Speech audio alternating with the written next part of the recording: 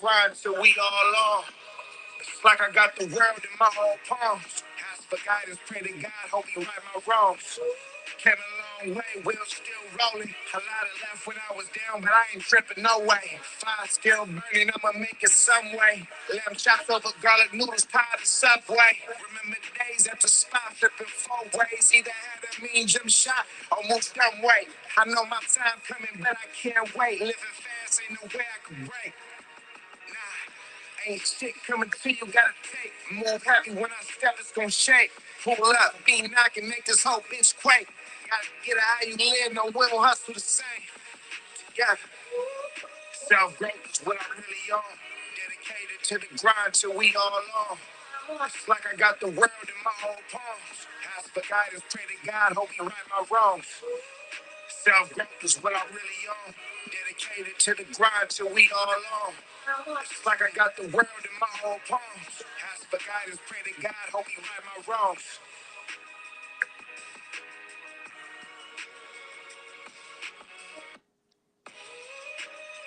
Yeah,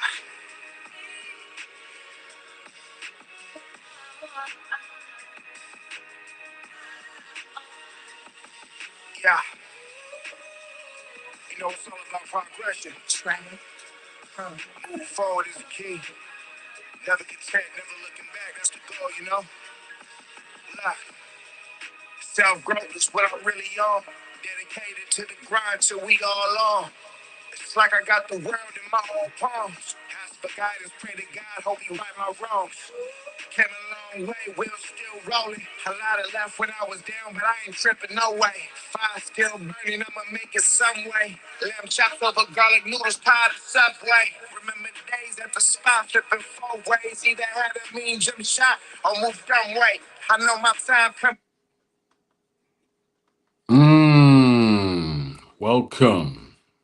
Welcome, welcome to the Troy Graham Experience. Daddies Lounge number 60. Can you believe that? 60. I'm on my way to 100, y'all. On my way to 100. I'm at number 60, just 40 more to go. Really, I don't even view it like that. It's just, I'm going to get there. When I get there. It's not when I get there. Not if I get there, I mean when I get there. So welcome to the Troy Graham Experience. Daddy's Lounge, episode number 60. You're entering your season of consecutive wins. Your season of victory. Why did I repeat that twice? Because it sounds so nice it had to be said twice. No, that's not why. I really did it because I felt like it. But in this case, you say it twice. One to one to let your soul knows the truth, and to always remind yourself that you are in a season of victory. Indeed, indeed, indeed. But you know, yeah, I'm just turning this down because I don't want it to echo while I'm talking and everything. But yeah, season of victory, season of victory. I woke up this morning and I've been at bliss basically. Actually, I'm always at peace, but the closer it gets to the ninth, which I'm not going to tell you what that is until the ninth, because I'm going to come on the ninth, which is a Tuesday, by the way. Uh, I'm just at bliss, you know. Every time somebody asks me how I'm doing, I say, well, the good Lord woke me up. I'm fantastic, or I'm great. I'm not good. Anybody could be good. I'm fantastic. I'm great. Another second of life, another minute of life. No, listen. Anytime I get, I'm blessed with it, and I try to be blessed with how I move. You know, as long as you're breathing, you could accomplish your dreams. You could walk your path of destiny. Don't think that you're too old to do anything. Hell, Colonel Sanders didn't build his empire till he was what in his 80s. My little brother didn't become a multimillionaire until he was in his 60s, and he worked at McDonald's most of his life. So don't tell yourself it can't be done. Tell yourself when it's done, I will take the time to celebrate. But along the way, I will enjoy the journey and learn from its lessons. Don't ever think you're too old. You'll be too old when you're no longer on this plane of existence. That's when you're too old. All right? So many of us worried about getting old. Not me. I'm not worried about getting old at all. Not at all. You know? You know what I worry about? When they stop calling me old. And I don't even worry about that. I don't worry about it. When they stop calling me old, then I can worry about something. But until such time, I am here to enjoy this life. Now, what exactly are we going to talk about today? It's Friday. I'm, I, I, I invited three guests. I got a response from one of them, and I know the other two will show up in due time. I'm just kind of stalling like I do. See if they come. We're gonna have a good discussion today about just life and fatherhood and things of that nature. And end of the month, I'm gonna have my first networking show. So definitely tune in. We're gonna have couples, two married couples from out of Baltimore, and one of them owns the husband owns a boxing gym, and he's owned his barber shop for years. Right, his family's well known in the city, and his wife is a restaurateur. Well, she's a cook, and she owns a spot, and she's a vegan. How about that? And the other couple, they make their own clothes. They're from Ghana, but they were former teachers in Baltimore, and they make their own clothes. And they built some Airbnbs on their tribal land in Ghana. I think that's the first. They're the first. So yeah, first Airbnbs in that part of, I think in Ghana. Period. When they come on, they'll tell you their story, and everything works out. One of my family members will be on here. He's a comic, playwright, actor, restaurateur, basketball coach, uh, pr- property manager. The dude does many things. He's an honorary Jamaican, and I forgot what he said his wife does. But I want all of them. All those folks should be on here the last Monday of the month. So don't miss that show. Don't miss it. And what I will do every last Monday of the month, I'll do like every first Monday and every last Monday. I'll do a networking show. I like doing that, so I'm gonna start doing that. Get different people on there from different walks of life, and just let them give their knowledge, man. I'm here to spread. I'm here to uplift, build, and spread joy. How you gonna build if all you want to do is tear down? Yeah, see, so many people are on here with these ridiculous numbers, but all they do is tear down. They don't build. I come from a different part of it. That's why I don't have the grandiose numbers yet. They will come, and people are gonna be like, "Wow, how did he get those numbers?" Ain't for you to know. God will make a way. Door will open. The door will open, and he'll say, "Hey, prompt me to, hey, hey, hey, stop talking. See that door? I made a way. Don't second guess it. Walk on through. Don't walk on by, because that's a blessing you walking on by. Walk on by. That's right. Don't walk past your blessings. What? So yeah, definitely, definitely, yeah. But you know, it's Friday, man. What can I say? I was thinking. I saw. This is old news. I was on YouTube just playing around, and they posted up. Scarface's son gave him a kidney, but that was a while ago. And I was thinking how powerful that is, and the brother on here, he's another boxing podcaster, and I forgot his name. Damn it, Showbiz. I believe his brother gave him a kidney. Powerful stuff, man. To be able to give of yourself like that to someone, powerful stuff. But yeah, I wouldn't mind speaking, getting that brother on and having him share his story. So if everybody knows showbiz, tell them, yeah, Graham's show is minuscule compared to yours, but his heart is in the right place. Come and have a talk with the brother real quick and spread your tell your story of inspiration. The world needs to be uplifted because not everybody that hears me hears him. Not everybody that hears him hears me. So come tell your story, good brother. Yeah, come tell your story. Yeah, that's what I want. I want some inspirational stories on here. That's what I want.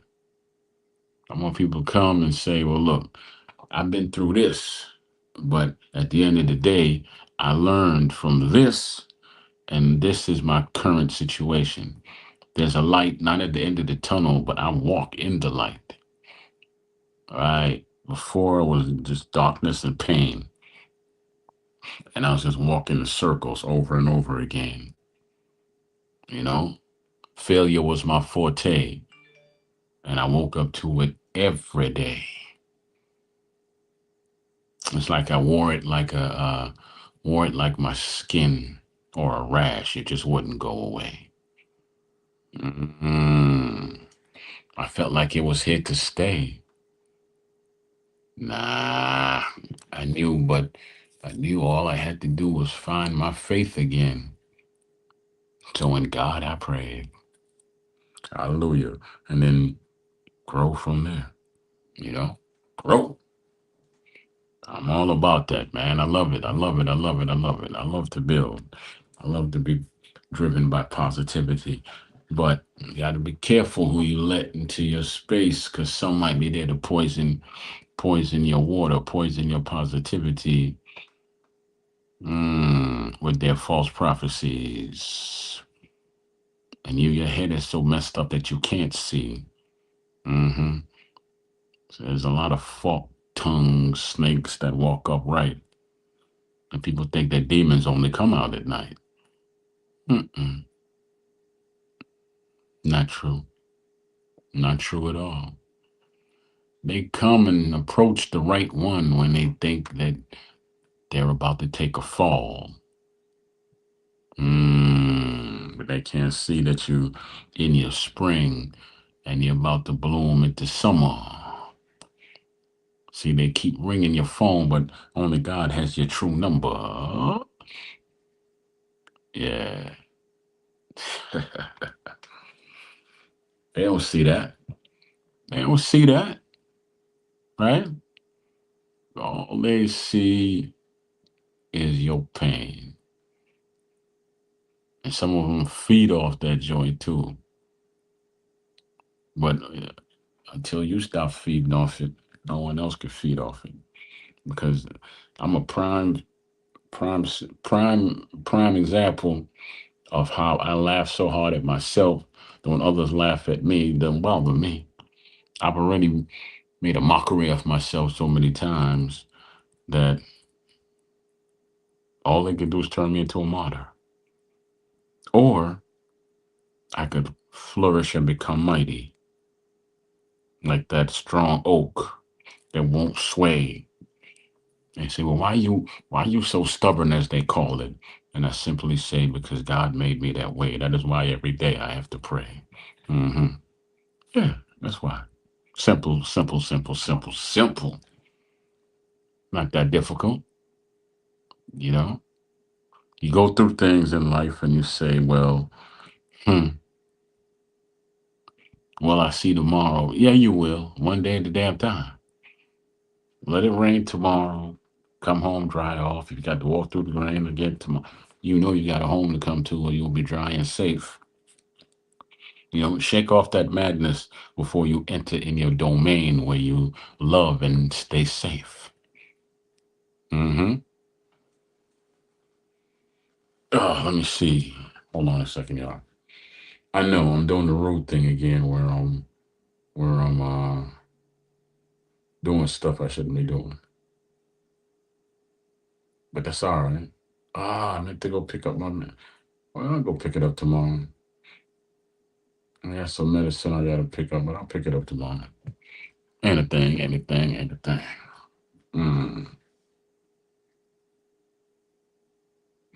But yeah, I love this, man. I used to always get worried when I did the boxing show. I put people's name up on the I call let's call it a billboard, but in the thumbnail, right? I call it a billboard. Everything was bright lights and big city with me. That's how I viewed it. Wasn't no damn thumbnail that made it seem small. So nowadays it's just I don't put Giss's name on. Nah, I don't even put a picture up. I invite them. They come. We do our thing, man. We do our thing.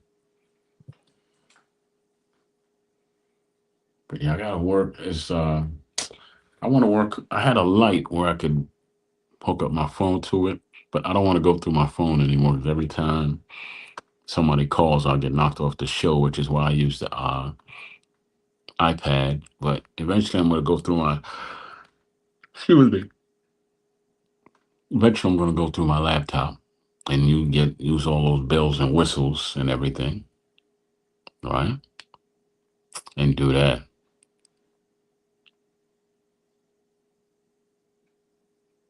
because I need to pretty up.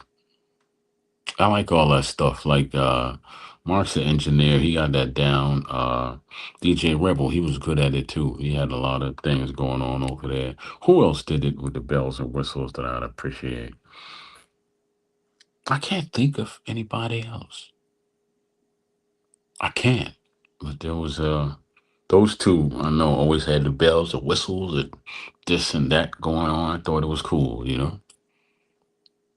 But I want to learn. I want to learn how to do it, and then this don't give me the fish. Teach me how. Excuse me. Teach me how to fish, and then I can feed myself. You know, that's what used to tell my boys. I could easily buy you something, but you're gonna work for it. So you understand that this is how you go about getting stuff in life. You put the work in, right? If you want something, you put the work in, and sometimes you even have to build it yourself. My perfect example, I used to tell them, I always, back in the day, roller skates were $35 when I was, how old was I? I was young teen. I was 13. So that was 84, all right? That's right. I'm telling you my age. So I wanted these roller skates. Ran home to my grandmother. I said, hey, can you get these roller skates for me? They're $35. She's like, booger cost $35. If you don't know what a booger is, it's shoes in Jamaica. Booger. I know booger them cost $35, but you want a pair of skates. How many times can you wear a pair of skates? I said, well, I'm gonna go to a skate key. Can you even skate? No, I'm gonna teach myself. So you want me to give you my money? You can't skate, and you can only use them once a week when I allow you to go to the skating ring. hmm She's like, no, you buy them yourself. So I did. I got cans, bottles out the trash, 5 cents a bottle and all that. I did that for a couple of months and I sold frozen ices and I got beaten for because I used her finger hut cups. I didn't know any better, man. So she said, okay, since you're so driven, I'm gonna get you some styrofoam cups. And she got me the flavor aid and she helped me mix it up and start freezing the cups in the freezer and all that. I was selling those for like 35 cents. 10 of those is 350, baby. So every day I said, well, I'm gonna try and sell at least 20, right? I'm gonna try and sell at least 20, not not 10, but 20, right? So that's what I did. I sold 20 a day. How much did I say that was? $7. So that was $7 a day. After like 5 days or something like that. It took a little longer than that. I'm messing up the story, but I have $40. So I told her I got my $40. She's like, well, what you gonna do with it? Save it or go buy your roller skates? I said, no, I already bought them.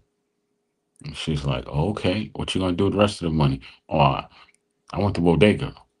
And oh, she said you bought some junk food. You bought it for me? I smile. Yeah, I got a turkey sub, so we ate it together. You know, you could get the foot long and chips and the soda for $5. Now I'm leaving out the tax. I have more money than the 40, but she knew that because she taught me not to tell people how much money. I really have $50.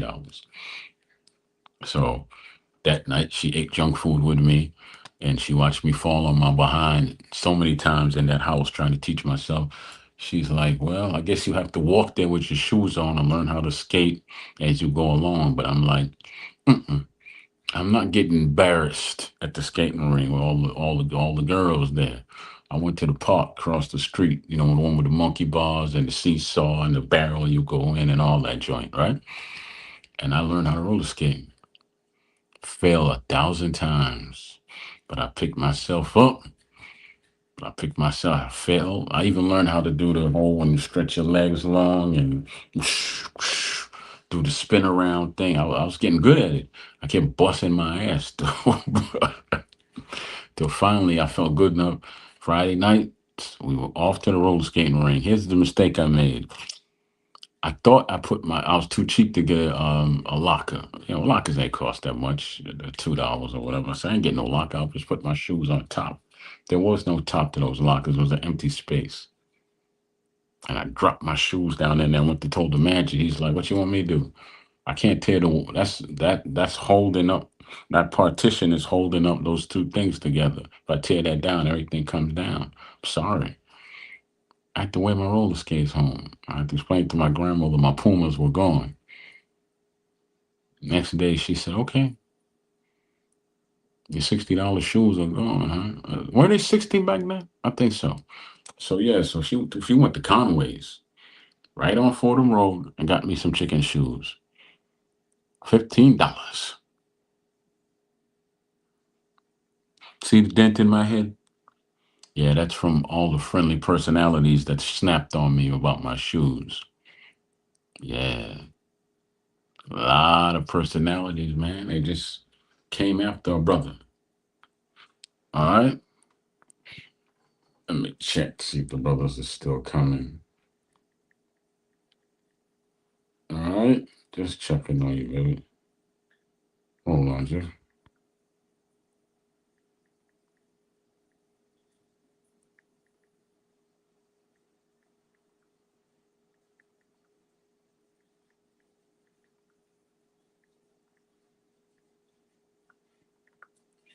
so yeah, you know, I got a lot of talk about them chicken. I had to wear them chicken shoes, so that taught me a lesson. I should have bought another pair of shoes over the roller skates, right? So I had to learn that lesson, baby. Had to learn that lesson.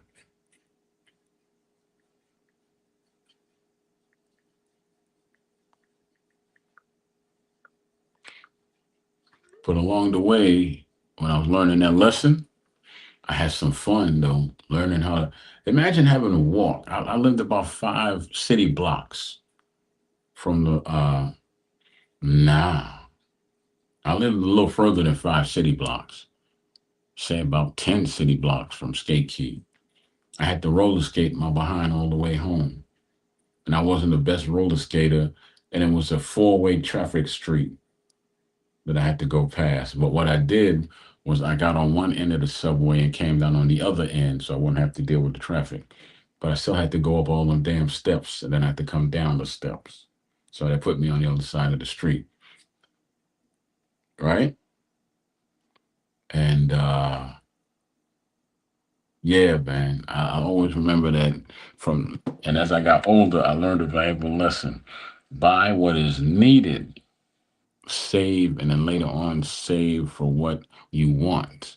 I'll write on my paper, cut it, draw a line in the middle, wants and needs. I taught my sons that way too. That's how I taught them about what you want and what you need. You draw on a line. I said, do it for the week. Wants and needs. So it'll be Monday, Tuesday, Wednesday, Thursday, Friday. Wants and needs. What do you want today? And then on the other side, tell me what you need today. I'll say something. They like, I don't know what I need. I said, well, you need to breathe. You need to take a bath. You need to clean up your room. So I told him every day, check something off your list. Did you clean up your room? Yes. Are you still working to get this thing that you said you wanted? Like, helping me around the house and keeping me to my word to say that I would get it, right? Like, say if they wanted me to take them out to Brewster's, which is this ice cream place, which is costs a pretty penny. Even now, it's much more higher. And I said, well, yeah, you got to do your chores for the whole week, and we're going Friday after school. And they were like, okay. I said, can't forget either. I'm not going to remind you. I'm not going to get you up in the morning either. I put an alarm clock in your room. I don't have to get you up.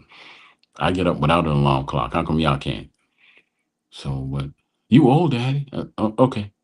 You want that ice cream? Oh, okay. You ain't old, daddy. You ain't old. So that's what I used to do. That's what I used to do. Yeah. Oh yeah. Come on. Yeah, I've been having problems with that login.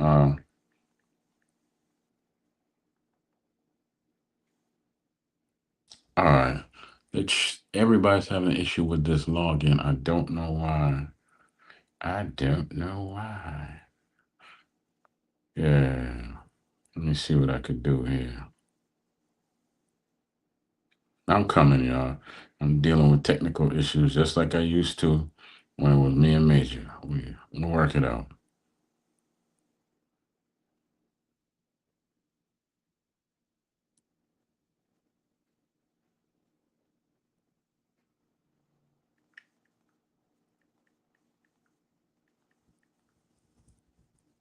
All right, he's gonna try that one and see if that one works. I don't know what goes on with this login. Some people can log in, some people can't. Yeah, well, we'll see. I'm gonna get that fixed, or I'm gonna try something else other than StreamYard. Yeah, I think I will try something else other than StreamYard one of these days. Yeah, I gotta look into something else because everybody has an issue with the login. I don't know why. But yeah, let me see if brother over here responded. Okay.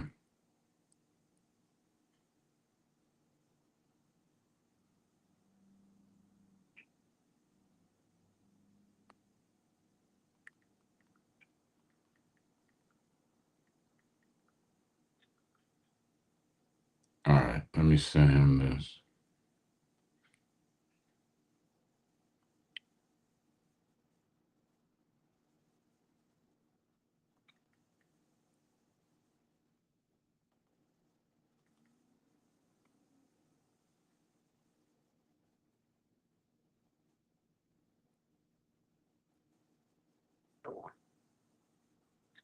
I don't know what just happened.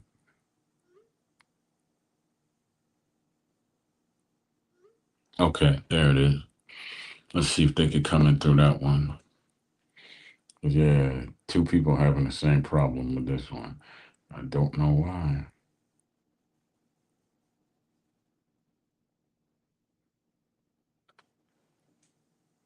Hopefully they could get in. 'Cause I could get in, but that's not the problem. All right, let me try the other brother real quick. Part of the business, y'all. Part of the business when you do this, you fly solo, you it happens.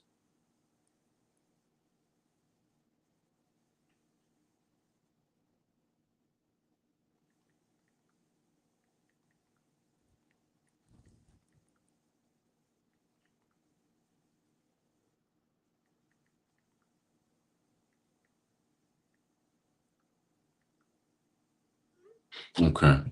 I sent it. So we'll see how it works.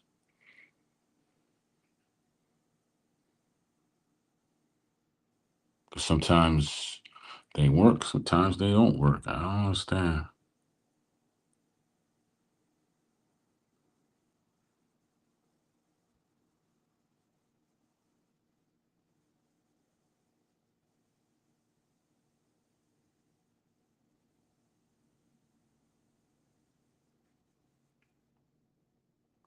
let's see. It sends you through a lot to get on here.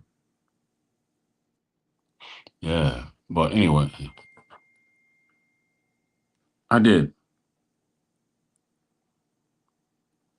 Okay, this brother here wants the link.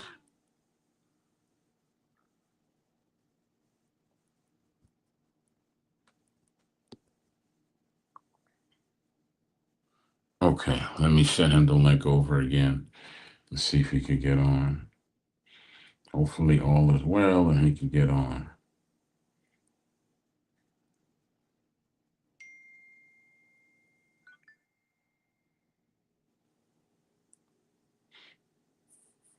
You do?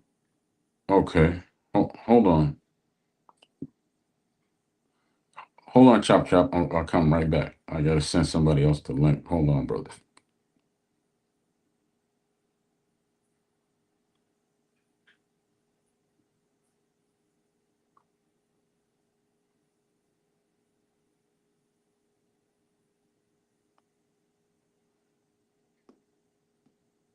All right, I sent him the link. I don't see you in the chat, Chop. If you can see me, Chop, then you can hit the link that's in the chat and see if you could jump up here. Because I don't even see you in the chat.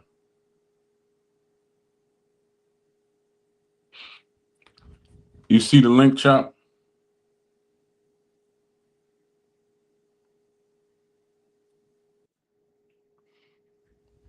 Okay. I see Brother Edna at the pitch. Brother, how you doing? Uh, Can you hear me?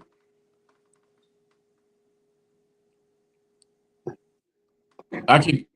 You can't hear me? mm, I can. How about how about now? I can hear you. It sounds like someone's singing in the back. You said you can't hear me? hello? Yeah. Mm-hmm. I can hear you. Can you hear me? You can't hear me? Demarcus Coley at the Hello, stage. hello? Yo, Can you hear Chop. me? Yes, I can. Yeah. Can you hear me, Troy? Yes. But Yes. I can't hear you. I don't know. I got my volume and everything up. How about you, Chop? Can you hear me? Okay, yeah. I got you and Chop here. I can't hear it. I can't hear it at all. can Okay, you I hear tell me? you. Um, Can you hear so is Chop? it on my end or your end? I think it's yours because I can hear Chop. Can you hear It's Chop me? Chop? Yeah. Can you hear It's my Chop end? Chop? Yeah. Yeah. Um, Why don't you log hold on. off? Why don't you log off and come back on? Okay, now okay, I got it. I can hear you now. Okay. It was my thing. Okay. Okay. Cool. Cool. Well, thank you, brothers, for stopping by, man. Randall Bailey's having some issues coming on as well, but he's definitely gonna try and make it, right? Yes, sir. But look, let me just introduce y'all to real quick. So we have I'll do it in the order of how I met y'all. The good Mr. Chop Chop Corley, former Okay, two-time okay. champion Top from Coley. yeah, man, a two weight division champion, right, Yeah, Chop? yeah. Yeah, from out of our nation's capital here, Washington D.C. He's also gonna he's also a wholesaler and an entrepreneur of exercise equipment, which nobody his age should be working out like that, but he's doing it. He's damn good at it, right? Yes, sir, yes, sir. And and we got Edna Cherry showing off his muscles today to Oh man, everybody. shit, man. Hey, you know what? Still still in fighting shape, man. You know what I'm I saying? That's see, right. I see. Well, I Still in Hey want to, fighting Edna. shape. Hey yeah, Edna, how much you weigh right now? about One 150. 142. Okay, I was Stop close. playing, man. Yeah. 142, man. You gotta Yeah. send me a Okay. picture. I don't believe you. Send me a picture of the scale. All right. You know what? Hold on. All right. Well, yeah, let me introduce y'all to the people, and then y'all can give a quick bio, and we can start talking about stuff. Cause Yeah, I've had you both on my show before. Chop Chop been on a lot of times. I think Edna, Okay. you came on once, so we chopped it up about boxing. Yeah, yeah, yeah. But today, I'm also want to get into just fatherhood and things like that because that's what the show's about, right? Yeah, yeah, yeah. No, definitely. So yeah, so definitely we'll do some talk about fatherhood. How just how your life experiences shaped you as a father, and maybe some of your memories you might want to share that actually built you into the man that you are today, right? Yeah, yes, sir. So Chop, I'm gonna let you go first, right? You give a quick bio, and I know that you take care of your dad, so you could always talk about that, right? So give a quick bio, and then go ahead, go ahead and tell the people about yourself. Good evening, everyone. I'm Demarcus Chop Chop Corley, former two-time world champion, two different weight divisions. I got into boxing as a kid, just loved to fight. I was short and little, and it was a one-on-one sport where win or lose, you get a reward. It was a trophy or a medal. So boxing molded me. It saved my life. I didn't have a father in my life growing up. My father wasn't there, but my mother was married to my stepfather, who became my father because he took care of me from the time I was a little baby from birth. And I know what it feels like to not have a father in your life. And I don't want my kids to have to experience that. But either though I'm going through it now by me being divorced, I try to be in my kids' life as much as I can. Okay, and also Chop Chop, if I'm correct, you helped out with your brother's children as well, right? Yeah, back early in 1999, 2001, when I was world champion, won them titles, the money was coming in, and my brother was just murdered in 2001 after we won the world title. Mm-hmm. Um, I had to help due to those was my nephews, nieces and nephews, and if I was gone, my brother would have did the same thing. But my brother was in the streets, but he would have made sure my ex-wife was taken care of as far as money wise. Okay, okay. And brother Edna, give your bio real quick and just tell a little bit about your childhood coming up, about your father, and maybe some things you want to share about how that molded you and the father that you became. Yeah, my name is Edner.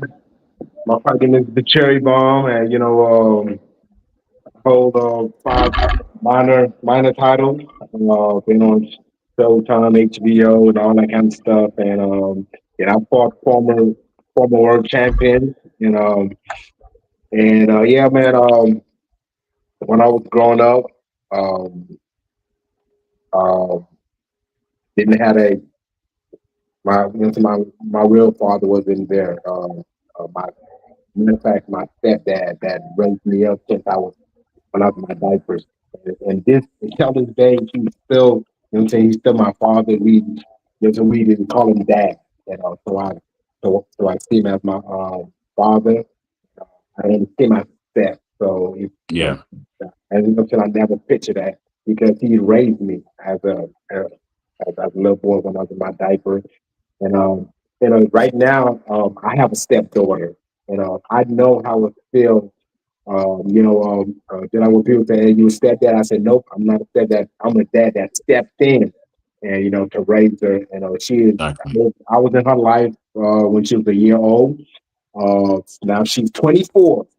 She's 24 years old, and I've been in her life for 23 years. And Mm. she's disabled. She's disabled from birth, and I'm still raising her. And then I got three boys, and so I don't want just like what Trump say, man. Like I don't want my kids to, what I'm saying, to follow my footsteps. You know what I'm saying? I want them to have a dad. You know what I'm saying? For the dad to be there with them, but because I see a lot of kids that don't have a father, and Mm. it's a mess. Their life is it's going the wrong way, and yeah, man, it's that that that's about it so far, man. And just said my real dad wasn't there for me because the reason why my real dad wasn't there is because uh, he was an alcoholic, and when you're an alcoholic, it causes a lot of Hmm. trouble. It causes confusion. It causes marriage to break up. It causes relationship because that's what happened, and you know that's part of life, man. You know what I'm saying? Well, all right. Well, since y'all shared, I'm gonna share a little bit. I'm the host, so my name is Troy Graham, the host of this Daddy's Lounge show, aka the Troy Graham Experience, Daddy's Lounge. and I have three biological kids and one child. I have four kids total, and I raised her since she was two, much like Edna, right? Yeah. And my daughter's 35 now, Okay. right? Okay. Okay. All right. Yeah, so I've been there since she was two, and it was and me. On the flip side to that is that I have two fathers. My biological father, who I really didn't spend much time with him. He wasn't really, and I have the man who raised me since I was two. See Yeah. how God worked? It comes around full circle, right? Yeah. So yeah, so I look at it like this, man. I've never used the word step or half or none of that. We family, we Oh, family. I yeah. don't Yeah. I, Definitely. I don't do none of that. Yeah, he's my father, like I told him. I have two of them. One of them taught me how to be a man and share, and the other one just taught me how to give, but not give from your heart. Like if my family needed money, they would call my biological father. He come, but he wouldn't give any time with his heart. He wasn't Yeah. that type of guy, right? So, but let me venture off into something else. So, what shaped y'all into the father? Give us some ideas of what shaped y'all into the fathers that you grew to become now. Yeah, give us some experience and just Man, I think of all of us when we grew up, as we little kids, like man, one day we said, man, we want to have families and we want to have Mm-hmm. and this and that. And I had my first son when I was 20, I think 20 or 21, one of them. Mm-hmm.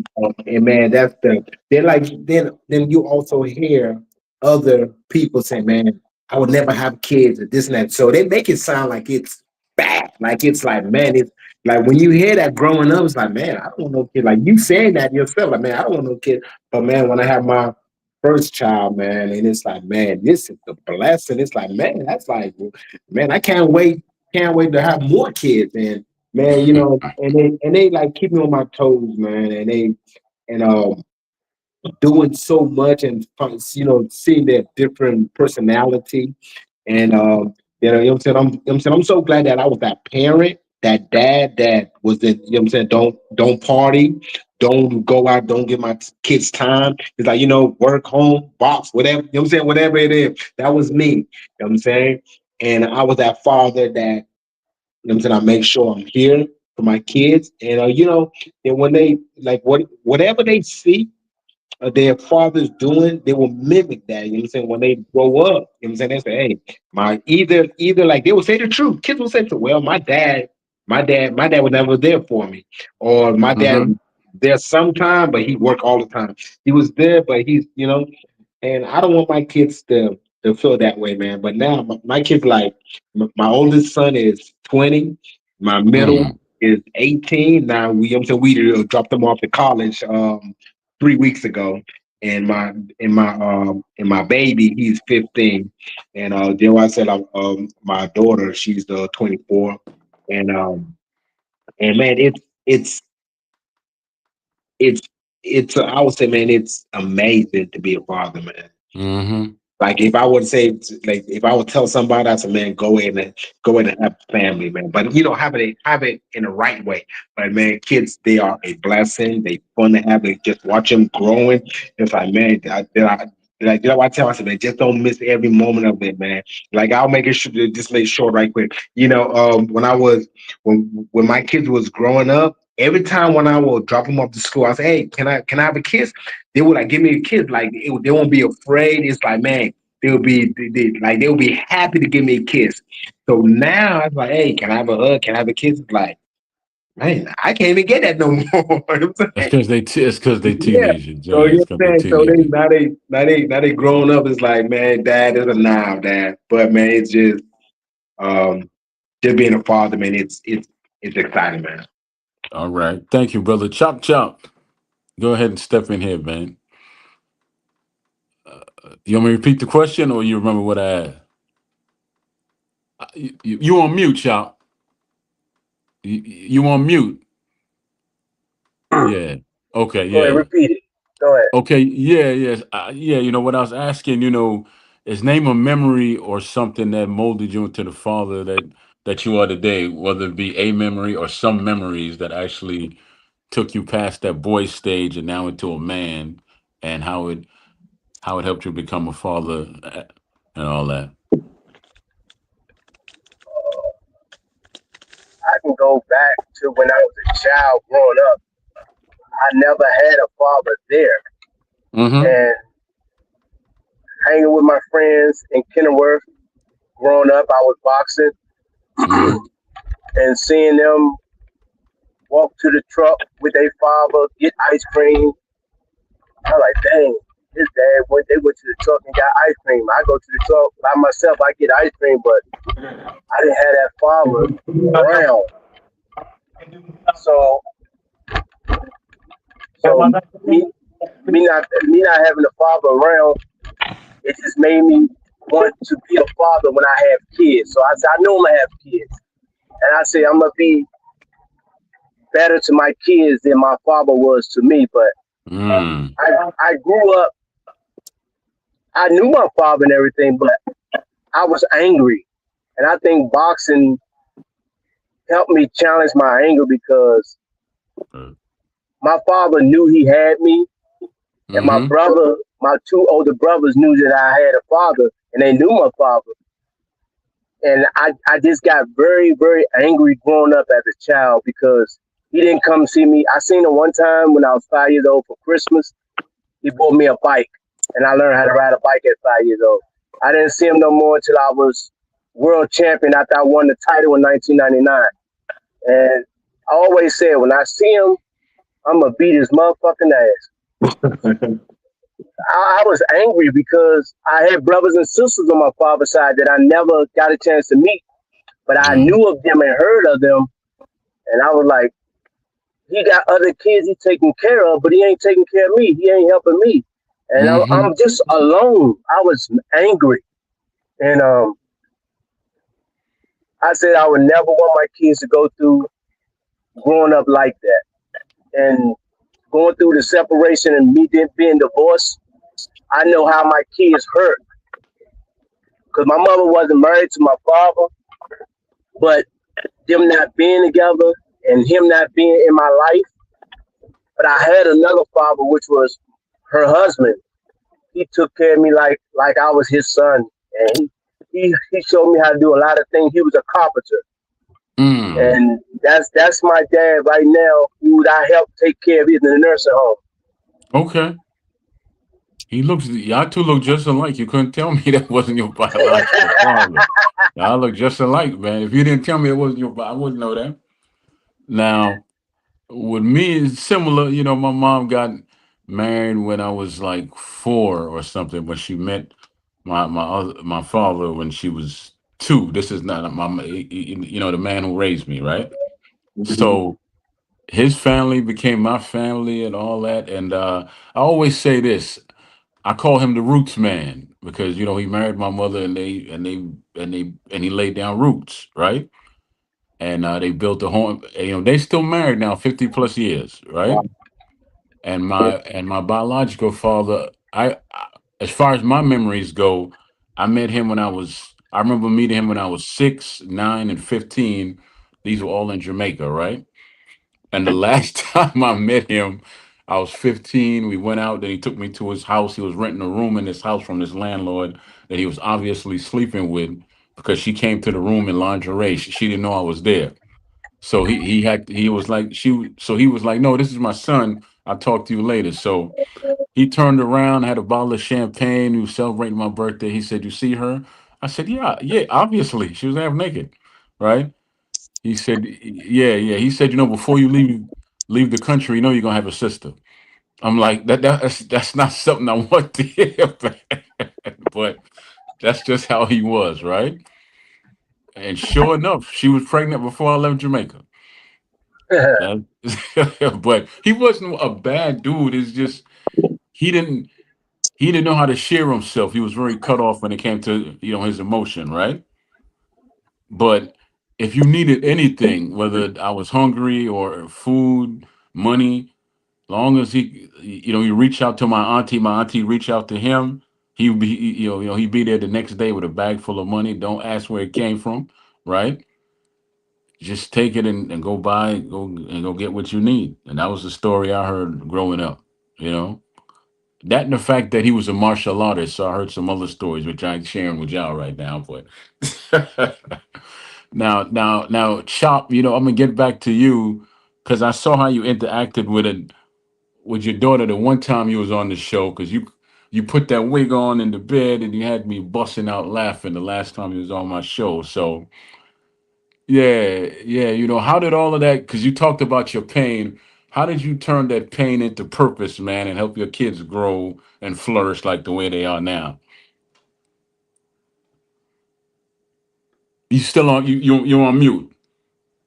Yeah. I always wanted to be transparent with my kids and talk to them because I knew eventually they'd grow up, and I didn't want to sugarcoat stuff. And other people try to sugarcoat it, so I talked to them like they were young adults.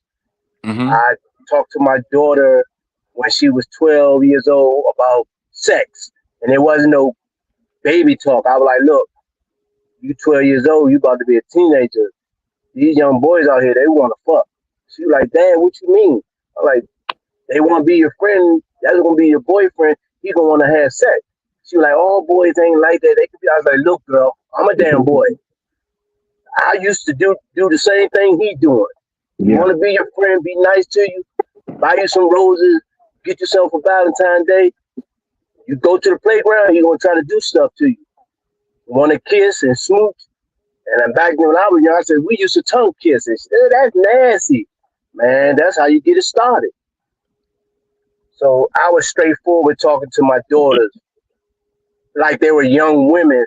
And my wife used to say, "Don't talk to them." I like, I gotta tell them because if I don't, these other kids out here gonna put it in their ear and they don't think it's okay. So I want to let them know ahead of time. This is what you're going into growing up as a young lady. And I Hmm. talk to my sons the same way. I told them, "Look, you gotta learn how to put a condom on. I'll show you. Give me a banana. I get the condom for you." They're like, "Dad, that's nasty." I'm like, "Look, you a young teenager. You about to hit puberty. That little thing gonna be getting hard." So they Mm. always was like, "Dad, you talk straight and direct." I said, "Yeah, I didn't have a father to give it to me like that." Yeah, that was straight and direct. All Yeah. right.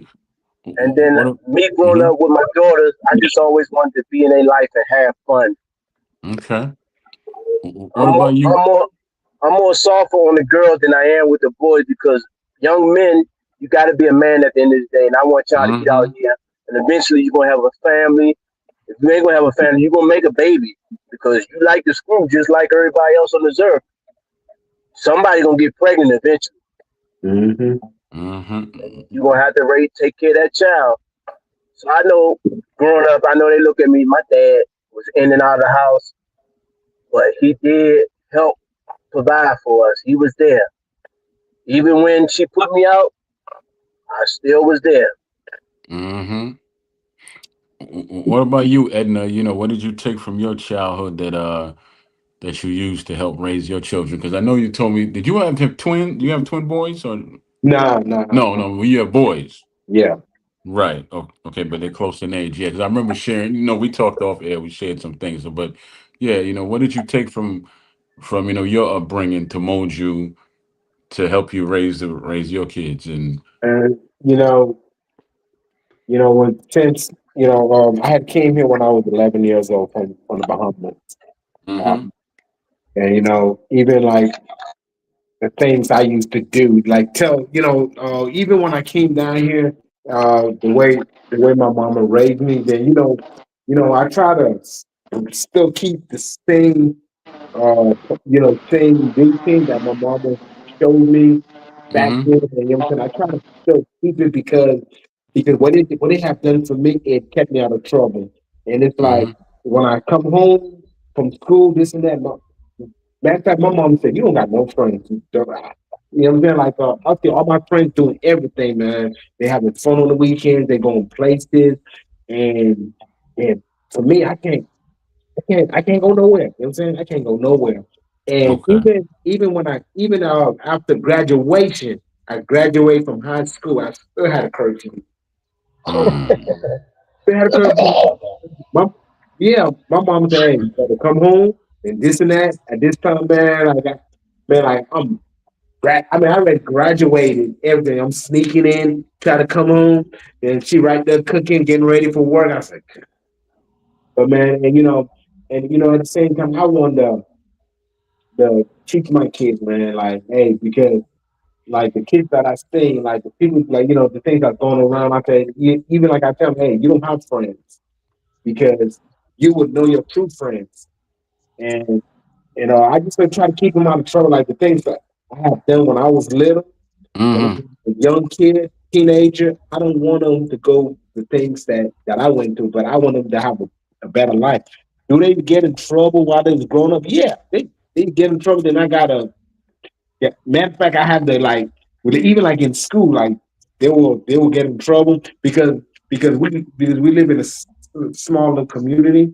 Then Okay. they will call me because I guess because I was a boxer and this and that. Then everybody know me. Then like they will call me, hey, they say your son did such and such, and whether he start acting up in school, then I will go to the school and pick them up, bring them home, whoop them, whatever, this and that, and just send them back to school.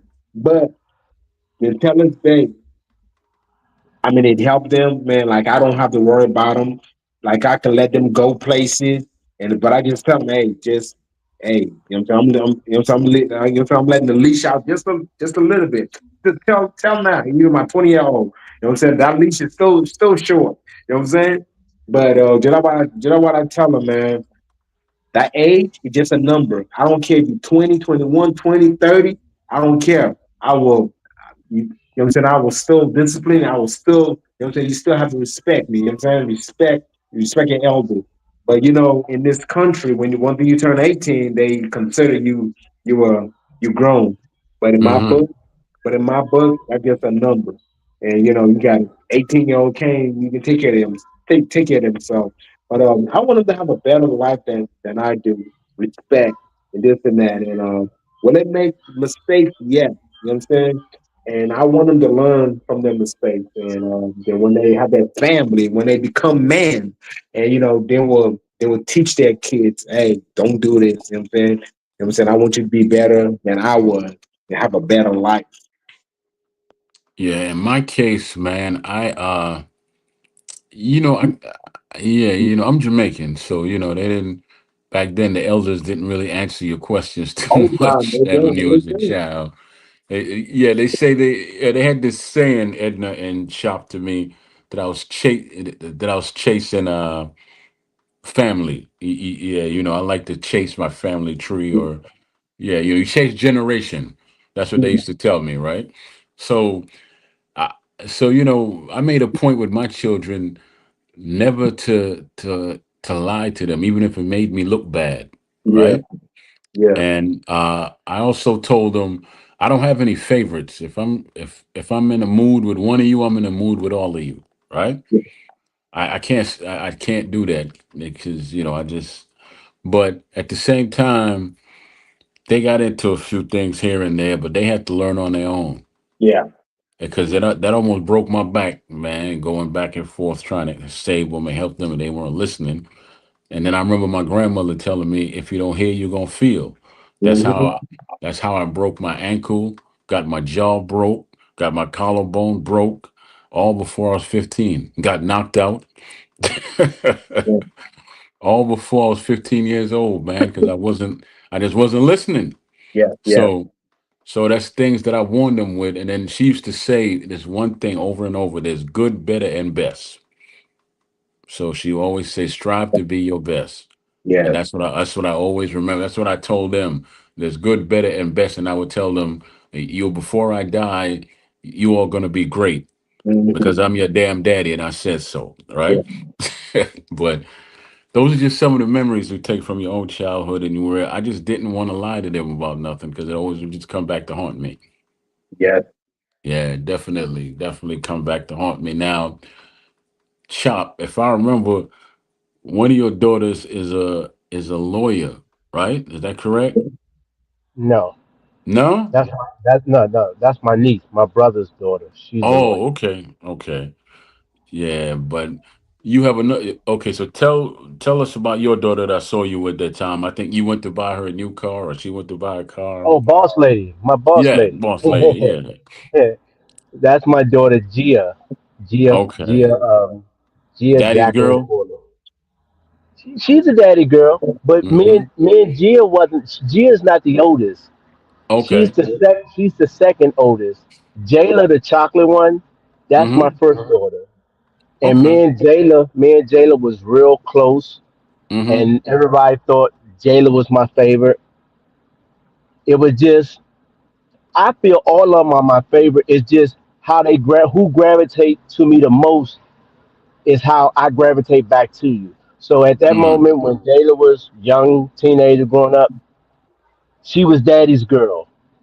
And Gia wasn't daddy's girl. So Gia was like 12 and Jayla was like about 16, 14 years old. They like 4 years, 4 to 6 years apart. Okay. And Gia was just a mommy's girl. Yeah. But as Gia grew up, I had to talk to her and discipline her as a young teenager and talk to her about life. And I didn't think me and her was going to be close as we are now. But she's grown now, and we talk, and she see her mother opinion, she see my opinion, and she weigh value and be like, "Oh, I understand what you're saying, Dad. I understand what Mom's saying." And she don't pick sides. She just look, y'all grown. I understand you gonna do what you want to do. She gonna do what she want to do, but this is what y'all should come together and do. And I'm like, look, well, this is what I'm gonna do because ain't nobody gonna control me at the end of the day. Right. Okay, Dad. Well, I'm still gonna be communicating with you and seeing you and all that. And sometimes mom say she don't want me talking to you. I'm like, it's okay. You grown. You do what you want to do now. So Yeah. me and her became real close. And when Yeah. she came into her money, she wanted to get a car. And I'm like, okay, go call your mother and have her to go with you to get a car. She was like, Mom don't want me to go and get no car in my name, in her name. Mm-hmm. She don't want to put the car in her name. And Mm-hmm. I was like, well, you grown now. You got enough money. I said, put it in your own name. If you want to be a boss, go out there and make boss moves. She like, well, I don't think they're gonna give it to me. I'm like, look, I'll go with you. Your mother don't want to go, I'll go with you. Okay, so that's the So I video went you with her. posted. Yeah. Yeah, I went with her and I talked to the people and I told, look, I said, look, my daughter, she want to buy a car. They're like, Mm-hmm. well, is it going in your name? I said, no. She gonna put it in her own name. She grown. They're like, well, we're gonna run her credit. I'm like, okay, go ahead. She got good credit. She got credit cards already. She didn't work and she pay her bills. So they ain't had no problem with giving her a car. She put down Okay. what she wanted to put down, got her car note, drove that sucker off the lot. Yeah, I saw that. I saw you posted that video. Now, Edna, you have a inspirational story, but which one of your kids, or both, or all of them, were just there for you when you were going through the trials that you went through? You know, which one of them was so scared that they kind of shied away, but which one just said, "Well, I'm gonna stand by you, Dad. I'm not gonna," you know. Man, I think, well, I don't have to think, but all of them did. All three of them Mm-hmm. stood there, because as a father, uh, yeah, as a father, you would do anything Mm-hmm.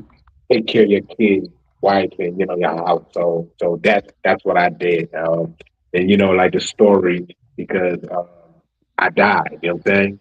Doing Yeah, yeah, yeah, yeah. try to take care of my family, try to survive. You know what I'm saying? And Mm-hmm. get ready for a big fight and all that kind of stuff, and all that kind of good stuff. And through all that, you know what I'm saying? Life left my body for a few minutes, man. You know, and but I would say all three of my boys was there by my side when everything went down. Even after I came from the hospital, they was there because they were scared. They was afraid that they almost lost their dad. Mm-hmm. And even when kids lost their dad, man, it's like it hurt. It hurt like there's many millions of kids around the world don't have a father because you hear like my father died when I was young. My father died when I was this age. My father died. But it's a Mm-hmm. blessing when a kid have their father. But yeah, man, like Joe said, I'll say all three of them was there and they have a lot of knowledge of like, man, what's going on?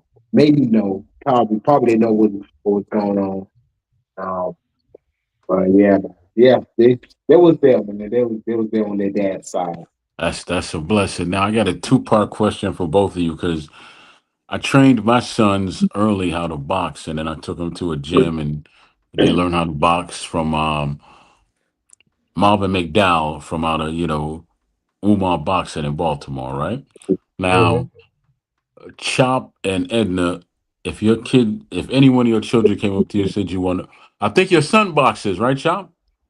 Yeah, two of them, three of Two them. of them. Okay, yeah, because that was my question. What would you tell them, and would you say, okay, well, I'm just going to support you, but I'm gonna tell you I'm gonna just tell you the truth about the sport, and it ain't nice. Yep, Yeah, that's right, that's right, me. right now to this day, I got my 25-year-old who's amateur, one win, one loss. I Okay. got the 24-year-old who's pro, one win, one loss, and then Okay. Little Chop, my baby boy. He Yeah. had his first amateur fight. He fought a tough kid who had 4 fights already, and he got a close decision. He lost, and Mm-hmm. I told him, "Oh, look, boxing is a sport where you're gonna win, you're gonna lose, Yeah, and you Yeah. gotta be determined to go back in there and get better and train harder." But and I also let them know this is a very, very dirty, dirty business right here when it comes to boxing.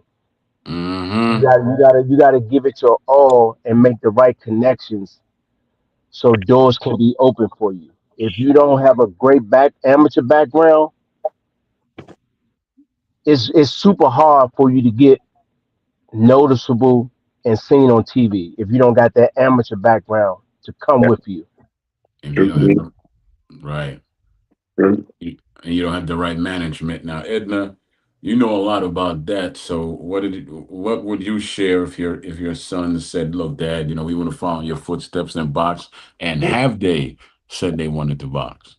Yeah, I think I thought my baby, which is 15, uh, Mm-hmm. before my heart attack happened. What I'm saying? He was going to the gym. He'd work out, and I would teach him a little something. But in all that, I said, man, I don't want you to box. But I said, man, like go ahead and do something else. I want you because I guess the sport that I do. I know, Mm-hmm. yeah, man, because I was boxing since I was 14, and I turned pro at the age of 18. Then I didn't have the right people behind me, man. But lucky thing, man, for me, my my my workout, the work that I put in, what I'm saying, it kind of saved me to, like when I go to fights, it saved me, what I'm saying, because Right. I went hard. But I told my kids, I said, man, I don't want you to box because there's a lot of fish, there's a lot of sharks out there, man. Because if you don't have the right person behind you, man, you will. you will fight for nothing. You bring money. I mean, you just like me, man.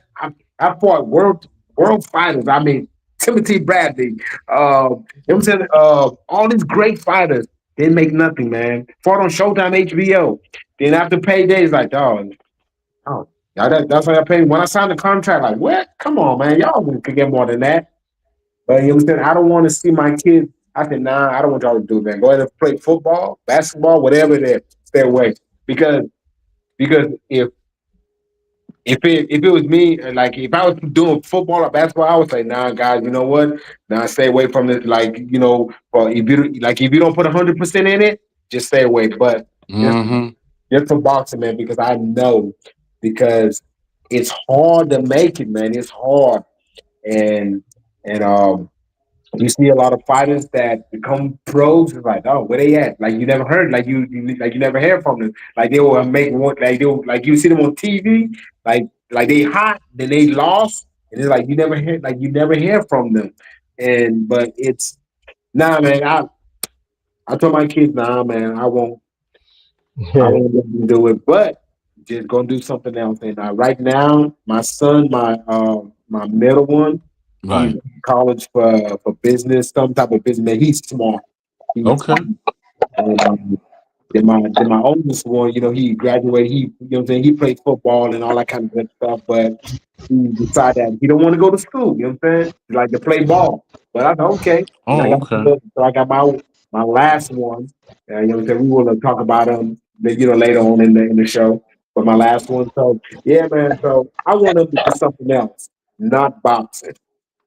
Well, I tell you what, gentlemen, I got y'all. I promised y'all an hour, so we had about 18 minutes left, right? Okay. And yeah, I don't want to go over my promise here to y'all, Okay. right?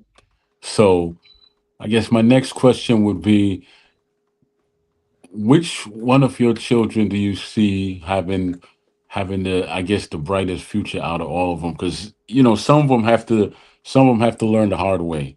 You Yeah. have that one child that just has to learn the hard way. Yeah. So which one of them you think is going to come to the fork in the road and make the wrong decision, and then they have to start over again? I go first. Oh man, Mm-hmm. I got 10, so it is Yeah. it's hard. It's hard for me to think out of five boys. All the boys are grown just now. I only Mm-hmm. got one that's still a child, the 13-year-old little chop. All the rest of them are grown.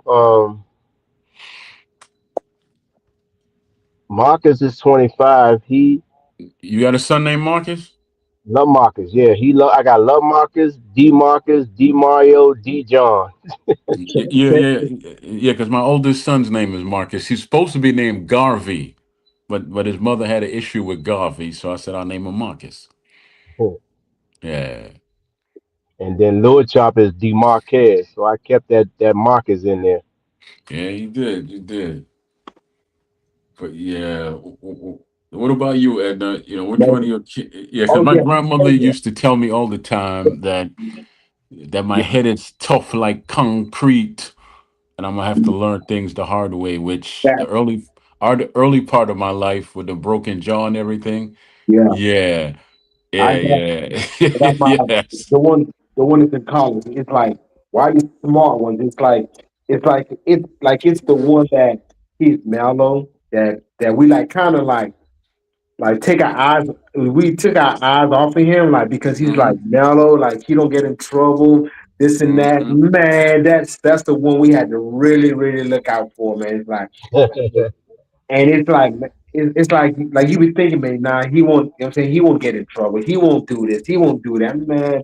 And he's so smart. And he's in college, man. He could put stuff together. He's so smart. But that's the one that I be having problems. I said, man, that I don't really like. I said, man, I don't really trust you, man. You know what I'm saying? I don't. It's like that was like I don't really trust to go out or something by yourself. It's like because it's like you kind of sneaky, but that's the one man. It's like they so smart and tell they whatever man. And but them other Yeah. ones, yeah. it's that's a small one there. He's up in college right now. It's like, man, damn. In my mind, is still wondering right now. But I tell you what, I have one son who's 23 now. Is my second. His name is Malcolm X. Malcolm X Oh, Graham, right? And I knew from an early age he kicked my no, that was Marcus, but when he was born, he almost died twice in the womb, right? And I told the doctor, we're not aborting anything. You have your science and I have my faith. I don't want to hear that no more, right? yeah. So he came out and he gave me a little rough way to go, but every time now he apologized and we talk like men because he's a father now. Okay. So he'll call me up and say, "Yeah, I understand. It's rough raising a little girl." "You, I said, well, you see your sister. You think it was easy for me?" Right. So, but he said he wants to. He comes and talk to me, trying to learn stuff from me, and I'm like, listen, best advice I could give you, and this is the God's honest truth. Children are a blessing and a burden at the same time, and God didn't pick you because you could raise them. He picked you because he knew that you were willing to Mhm. stay there and put the work in. Yeah. So that's why you got chosen, man. Ain't no time for I told him I told him these words, and I'm gonna tell all my sons this. At this stage in her life, she's 4, my granddaughter. You're supposed to be the most important man in her life until she gets married. Yeah. Yeah, you ain't got no time to play. And I said exactly how you treat women is how dudes are gonna treat my granddaughter. Right? So you gotta be mindful like that. And even though you don't get along with the mother, it's better to approach her with honey than it is with oil and vinegar. Just try and be as subtle as you can with her and stop all that yelling because that child sees all that. So that's the advice I give to him. And he's learning. He'll chill out with the mother now. They'll chill out with each other because I told him you have a special life you raising, but you two going back and forth like that. Yeah, you're gonna dim her light. You're gonna dim her light. So just try to deal with each other in a subtle way and keep it moving. Yeah. But gentlemen, man, I want to thank y'all for coming, man. I appreciate you. I think Chop Chop has been on the show next to Marvin McDowell. Marvin McDowell has been on the show with me the most, and then Chop Chop. Yeah, and then Edna, this is your second time on with me, but yeah, you definitely got to come back because I think I'm gonna do a show about the Crawford fight. Crawford and Canelo. Yeah. Oh, yeah. Yeah. Oh, yeah. Man. Yeah, definitely gonna do that. But real quick before we close out here, who do y'all have in that fight? Because both of y'all former champs and top top fighters. Give me your breakdown of that fight. Man. You know what? I would say Canelo has problems with with with great boxers. Like if you're a great boxer, Canelo will have trouble. And then you see where Floyd did that. And there's some people that he fought that boxed him. Then he's having like he was having problems with them. Laura. Yeah, yeah, yeah, yeah. And yeah, Hmm. but man, I know like Crawford not gonna knock him out, but if Crawford need to box, like be in great shape, to box his ears off every round. And man, it's like that fight is like I'm kind of scared because man, two-weight class. And even like Cello, the Cello brother felt that, like when they fought Canelo, and but but it will be a good fight, man. It will be a good fight. He'll come in there with his game plan, box and use speed and move, and don't trying to bang with them. He would do okay. But if he go in there and try to slug out, I think he's gonna get knocked out. You know what I'm saying? Hmm. So that's me, man. So I don't know. It, but I think it'll All be a good fight. all right, Chop. What are your thoughts? What are your thoughts? Woo, woo, woo. Oh my goodness, man. This is This is like the Thriller in Manila right now, man. Yeah, this is the best But fight of this era. Yeah, yeah, Bud is undisputed in two weight class divisions, and he's trying to do it in a third weight class division. He got a good game plan if he stick to it. yeah, First of all, he, he's different because he can fight right-handed and he yeah, can switch to go southpaw. yeah, That's gonna Mm-hmm. frustrate Canelo. And once Bud see that I can get you this way more than I can get you the other way, yeah. He stick with it. how you doing? All right, he's gonna take advantage of that and just don't get in a shootout with Canelo. The game plan, and Floyd know it best, hit and not get hit. The art of boxing, stick and move, and let the judges see you winning the round. It's a point system at the end of the day. People Yeah, people get mad at Shakur Stevenson, but the kid may run sometime, but he still win the fight.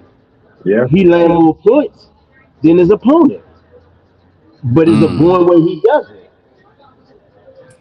Yeah.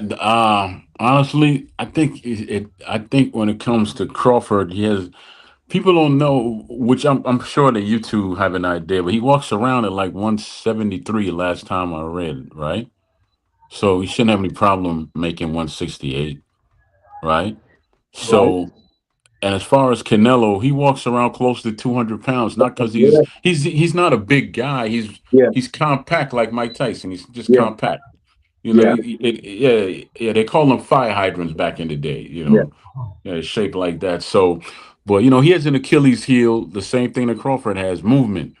yeah, Because if you notice, Canelo, it's not his legs that work for him, but his upper body movement. yeah, yeah, yeah, Right? If he gets you on the ropes, he's gonna kill you. yeah, Right? yeah, And if you stand in front of him too long, he's gonna damage you one way or the other. Right? yeah, yeah, And Crawford, on the other hand, I think will just catch him at the end of his punches like he did to Brook, but I don't think they'll have the same outcome when it like it did to Brook, right? So I think he's just gonna fight him from the outside, tag him up, keep him on the edge of his punches, and he'll win like that. It's gonna be a good fight. yeah. It's gonna be a good Yeah, fight. well, it will. Yeah, Yeah. let me say this. I hope the judges. I hope they got the right three judges because Mm-hmm. they may see Canelo applying pressure, throwing punches, but the punches are not landing. The punches are not landing, but they may think that they are landing from the angle that they're sitting, and they may give that round to him. Right. I hope they Right. got the good judges in there, man, that really can see what's going on and who's landing punches. That's Right. very important. Also, before we go, Chop, tell them about what you do outside of boxing. I know you have shoes, you have apparel, you have equipment, and all that. So go ahead and tell the folks about that. I got my own clothing line. I got my own boxing apparel equipment. I'm working on Chop Chop Kitchen. I'm a cook. Yes. I love to cook. I love to eat. I got my own cooking hats, my own apron jackets. We just chopping it up in the kitchen, man. Staying You have busy. you have a knife set too, don't you? Yeah, we're working on our knife set. Knife Yep, set. Okay. with the Now, signature logo on it. also tell them about that wheel. That's the one. That's very impressive, man. It looks difficult. It looks simple, but it's difficult as hell. The wheel. Yeah, it's the ab wheel. They used to have the single one, and then somehow they created a dual. You can put one in each hand, and you roll out, and you come back up. I started on the ab wheel in 2004 after me and Floyd Mayweather fought each other. Okay. I wasn't Yeah. very hard on my core like that, but fighting Floyd and him zapping my energy, touching me to the body, and slowed me down. I said, yeah, body shots won't stop me no more after this fight. Mm, It's a turn on. It makes me feel good when I get hit with a good body shot. It lets me know, okay, you got me, but I'm coming. yeah. All right, brother Cherry. What you got going on, good sir? Man, right now, man, just working since I had to stop my career cold turkey. Mm-hmm. Had to go back to work, so I'm security. security officer. Mm-hmm. But did try to, try to Right. touch me like some remodeling on the side. Fix bathrooms and stuff, and do a little tiling, and to try to bring some extra income, man. But I'm that one Yeah. fighter, like among the fighters that Yeah. that that that was in the sports, that fought on Showtime, HBO, that fought good fighters, but end up when their career is done, it's like they they have nothing. You know what I'm saying? Mm-hmm. That's me. You know what I'm saying? That I'm that one fighter Right. that done with his career like that he didn't have nothing to look back on. So You he had talking to about? back to work right then and there. You know what I'm saying? So Mm-hmm. and yeah, so Okay. Well, I'll tell you what. We got 4 minutes, but you glossed over something that had me smiling. You said that you. I think you said you. Yeah. You know how to remodel. yeah, yeah, Like yeah, yeah. like what? The whole house, bathrooms, or Yeah. Bathrooms and stuff and all that, and yeah. yeah, and So they're like yeah. So just like example, like see this bathroom right here. yeah. Yeah, I did all that, man. I did from scratch, and you know what I'm saying, and Mm-hmm. because it was a tub, so I made it in the walk-in shower, You, and you you yeah, pulled it out yourself. yeah. So right now I'm doing I already did like couple customers already, and Okay. they and they love it. And yeah, Yeah. so, then at the same time I'm learning. And so, you know, my dream was when I was in amateur that I wanted to become a fighter, a boxer that has made money, that buy my own house and taking my family. That was my dream. And but that dream didn't quite come the way I wanted to. And that's every fighter dream. Like, hey, I want to become a millionaire.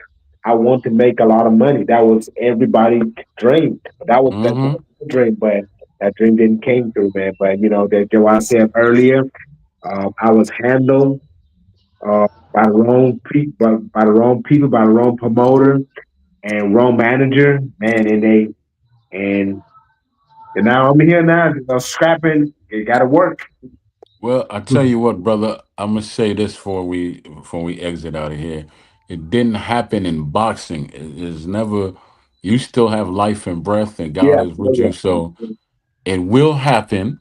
You just claim it. It will happen. yeah, You could, hey, you could call yourself, the cherry builder, right? yeah, Go out there and start building and doing your thing, yeah, yeah, right?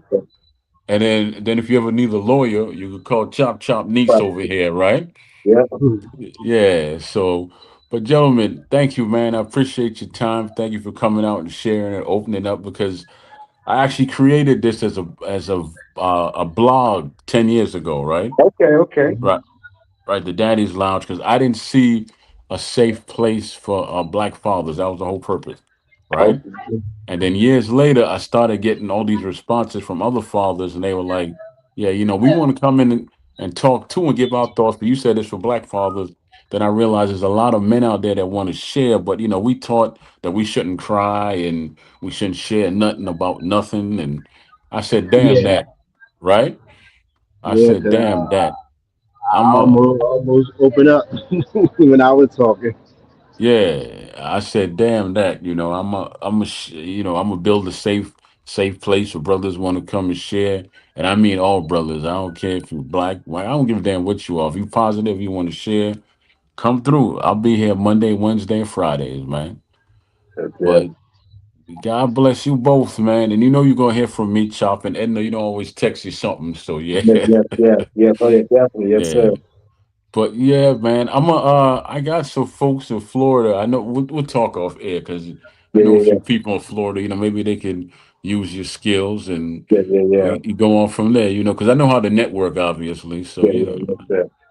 and you just pay it forward with someone else. That's all. Yeah, oh, yeah, yes, sir. Yeah. Hey, Edna, Yes, All sir. right. Oh, you Chop, want? I'm coming to Maryland in October, man. I'm gonna see. I'm gonna come test you on that cooking if I can hook up with you, man. I'll send you my address. Let me know when you in town. All right, brother. Yeah. Hey, Hmm. are you in the gym any? You still in the gym? Man, no, not at all, man. Man, I haven't been since that heart So attack. how you keep the weight down at 142? You know what? Being honest, when I just jump on the scale, they said 1 to 46. So yeah. But I guess through my whole career, boxing career, I never gained weight. Like like after like when I lay off and get rest up after a fight, I always walk right around 142. I fight at 130. At first though, I was fighting at 135, and I was easy making 135. I said, well, you know what? I want to go down to 130. So then I, And that's the same thing I did at 140. I was making 140 so easy, and I said I'm gonna go down to yeah, 135. I like Shane Mosley at 135. I gotta make sure I do this the right way. yeah, So we had to pick and choose who we fought. yeah. But yeah, And man. So then I've been Shane working. Mosley he skipped 140, and then I moved down to 35 and won the title there. Yeah, Yeah. yeah, I man. tell So I've y'all been what. walking around this way for a good little minute. Then till now, I don't have no issue. I'm not getting no weight, which is a good thing. You know what I'm saying? Yeah. Yeah, I tell you what though, both of y'all should start doing shorts like on YouTube. You showing off your work that you do in the bathrooms and in the homes and yeah, remodeling. Do some shorts, yeah, and you with that wheel and all them other exercise equipment. Cause cause he put this one video out. He was you were in the gym doing that, right, Chop? With the wheel. Yeah. Yeah. And I think your boy wanted to challenge you, but he kept bending his knees. Right. Because Cherry, you got to start straight up. You can't bend your knees or nothing and come all the way down, roll yeah, down. yeah, yeah, Kind of yeah, like you folding out like an iron yeah, board, yeah, right? yeah. Yeah, And yes, he sir. does that without bending his knees. I think what you could do 10 in a row, Chop, or how many can you do in a row? When I'm in shape, I can give you 10, but I'm always doing five straight. I do them in sets of five. Okay. Oh, yeah. I was, I was good at it. Yeah, I Yeah. started Yeah, on my knees. I started on my knees, and it got too easy. I started doing sets of 50 straight. I was like, yeah, oh man, that ain't enough. yeah. So I pushed it and started doing them standing up. Stand up, But yeah. I'm Like the about to get my standing up, yeah. yeah. The standing up one is hard, and it's like Nah, you that's really have easy. to use that muscle to hold you up. That's what his boy found out. That's what his Yeah. boy found out that when he's doing it. But all right, y'all. Thank you, man. Thank you, man. All No right, problem. man. I, I, Y'all have a good night, man. All all right. right, brother. All Anytime. right, Anytime. All right. brother. All right, man. And call your boy Randall, man, and see if he had problems getting on because he said he was gonna come on, but I guess he had some problems too. I don't think he wanted to get on because I was gonna talk about that KO, that 26 KO when I got next to him. Ah, man, that's still your boy, though. That's still... I know that's my boy. He got me back. It's even now, 1-1, and we ain't gonna do no tiebreaker. Hey, man, you see Floyd and Tyson getting in the ring together, so Yeah, he anything. pick I'm and not. he pick I'm and not choose who he watching want one to. second of that. I'm not He pick watching and one choose who he blessed want to do an second. exhibition with, man. Yeah, We don't want that work. yeah. I'm not watching one blessed second of that because Roy Jones called him out. He said Roy was too big, but he's getting in the ring with Tyson. Get the hell out of here. How you gonna get in there with Mike and Mike worse than Roy? Yeah. Exactly. Yeah, but all right, brothers. It was good seeing y'all, man. All And right. yeah, Talk I'm to gonna send you. you I'm gonna send you the link. So anytime you want to jump on, I'm here Monday, Wednesday, Fridays, man. All right. All right. Thank y'all, All right. brother. Thank That's you. it. Peace. All right. Yeah, ladies and gentlemen, today was a kind of extended show. I had brother Chop Chop. I had the Cherry Bomb here with me, and we just chopped it up. We had a basically a manly conversation about fatherhood. This is what I built this for. So hopefully it will keep building it. Not hopefully, it will. It will. And I appreciate them two brothers for giving me the time. Hey, And got anything next week? You in the chat? you will see me again. You don't want to go over there? No, there were mouse trappings on the floor this morning. So You will see me again on Monday. And I'm going to do a special show on Tuesday. So definitely tune into that. And y'all have a good night. And I went for an hour and a half. Good night. Y'all have a good night. Bless up yourself, one and all. Why do I keep hitting that?